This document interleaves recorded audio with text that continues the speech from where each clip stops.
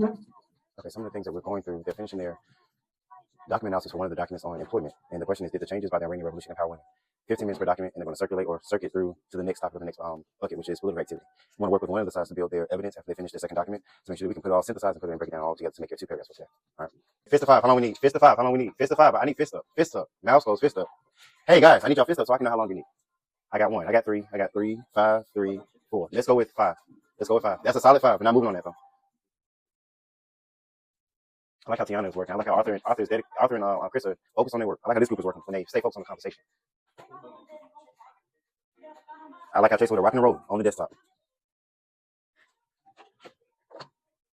Remember to finish all your steps.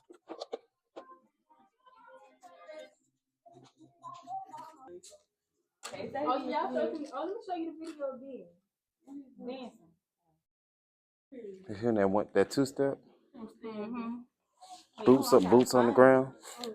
You gotta do something. Make sure your test card is done. Everyone can go to guided essay if you're waiting on me. Which one was the Body 2. Body 2 though. Yeah, guided essay, but go to body 2. Okay. So for you all,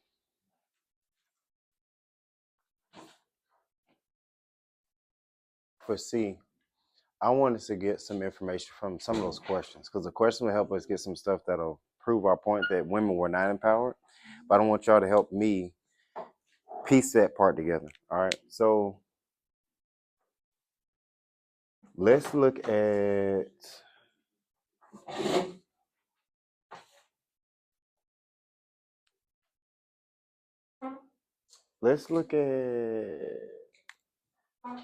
one. Question one. Question one asks us to look at population.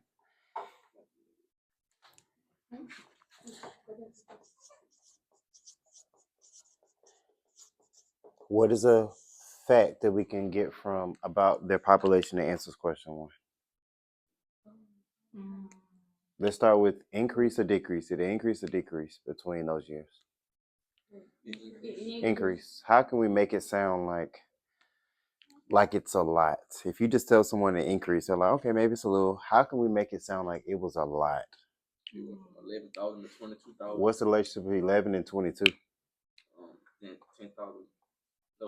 It's half. Yeah, it's double. So the population, what? Doubled over 20 years. All right. Type that in one. I like that. Look at you. Population double.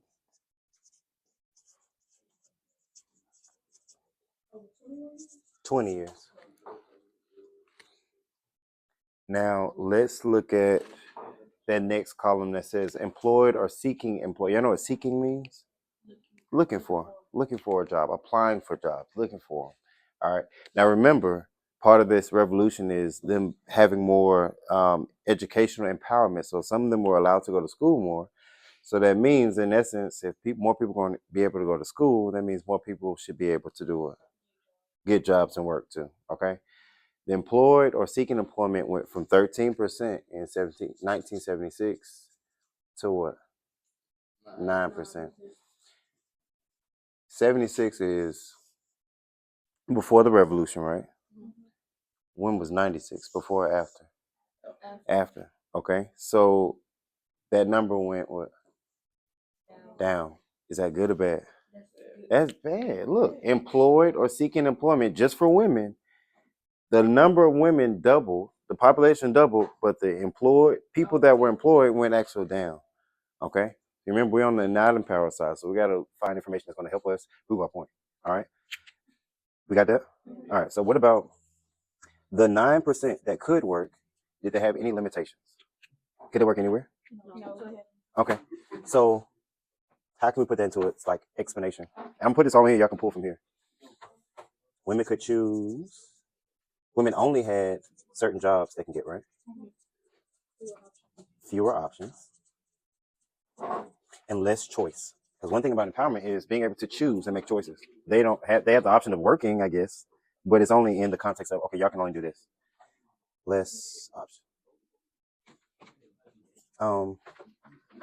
There's something else I want y'all to say.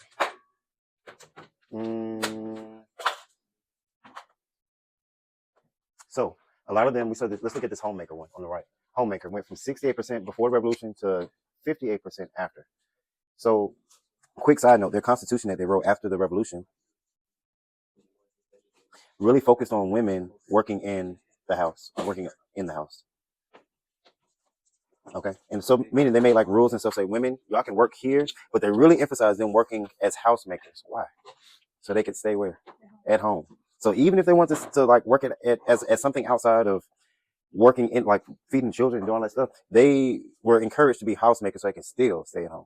And then that percentage, did it go down or up? It went down. So what does that tell us though?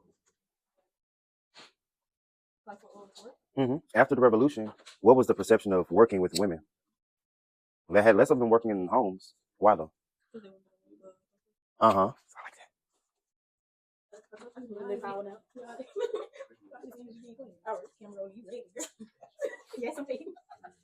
Not too much.